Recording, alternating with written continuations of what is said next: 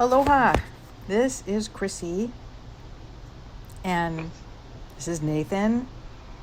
Chrissy said this is vlog number 19 on June 23rd, 2026. Yep, Nathan saying it's been about a month since we last posted a vlog about Chrissy's case, and in that time she's been stable, which means that her chemo is working. And that's working for her condition. It's been quite stable. As I mentioned before, she had a scan which showed some slight improvement. So that is good news. But right now we have something new that we want to tell you that has really impacted our family tremendously. You know, my daughter, Pumehana, or Puma, graduated from UH Manoa, and she got her master's degree, 4 weeks ago? Basically a month ago. And from that point to another few weeks later, she started experiencing headaches, lightheadedness, heart palpitations, and so we decided to look around and call around for a primary care physician for her.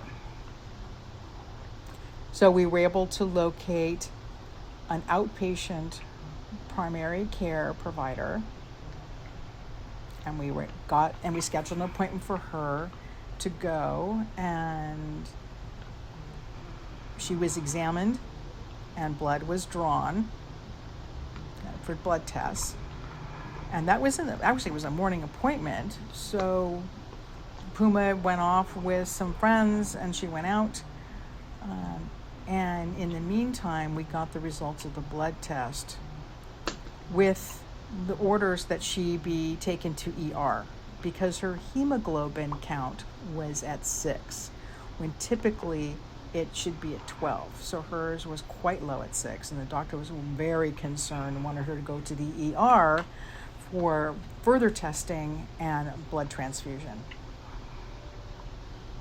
So at that time I was working, and we wanted to make sure she got to the hospital, and she got there about 10:30 because her uncle dropped her off at ER. And then I was able to go to ER after I was done with my shift at work.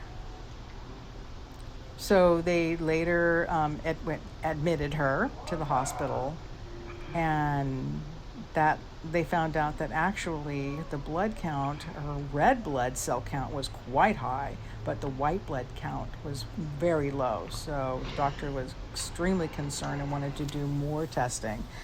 And as a result, they found out that she has acute myeloid leukemia. That's known as AML. That means that she has a blood cancer. We were devastated by the news. So Puma needed to stay in the hospital for a week for more testing. And she was admitted Friday night and stayed to the following Friday afternoon. So for all intents and purposes, she was there for a week. And from that point, they weren't sure what subtype of leukemia she had, and that was going to determine the treatment. So they needed to take a bone marrow sample to do more testing, because that's going to determine the type of treatment that she'll get. So she had more blood drawn, and that was after she was released from the hospital that first week. And they wanted to take a blood test Monday, Wednesday, and that Friday to be able to check her blood count. And the doctor said that, really told her, go ahead and eat whatever you want to eat, whether it's raw fish or whatever you want to eat before you start your chemo treatment. So at that point, Puma and her friends went out and ate everything they could. even some foods that she had been wanting to try. Because, we don't know how long it will be from the time she gets her chemo for the leukemia until it's in remission. So it's good that they wanted her to go ahead and eat as much as she wanted to eat at this point. But it looked like her hemoglobin count sort of stabilized at 8 at that point, which was still on the low side. So she needed to have a blood transfusion, which was Monday, before going into the hospital next week, before she's admitted for really truly a month to a month and a half stay for her therapy. She's going to be getting what's called a 7+3, and let me tell you a little more about what that means.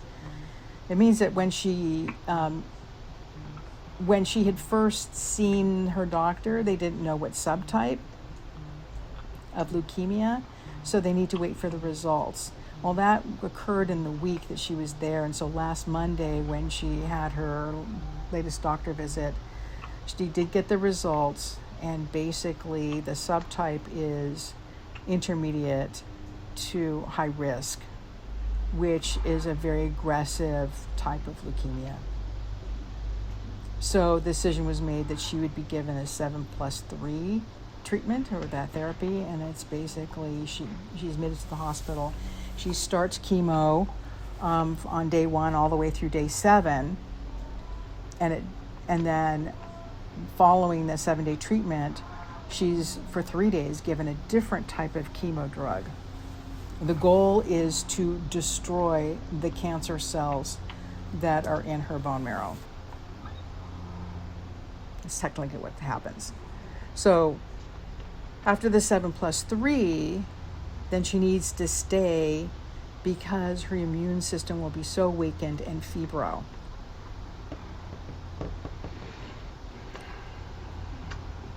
So that's the time frame for the treatment. And then her doctor will give a referral for her to go to one of the stem cell centers for a stem cell transplant. And that's really the process, the next few steps. And we'll give you more details later in upcoming blogs. But for now, we really need your support now more than ever, really, for her case. It's serious. We need a lot of support personally too. And so I plan to start a new GoFundMe campaign as soon as I have the opportunity to set one up.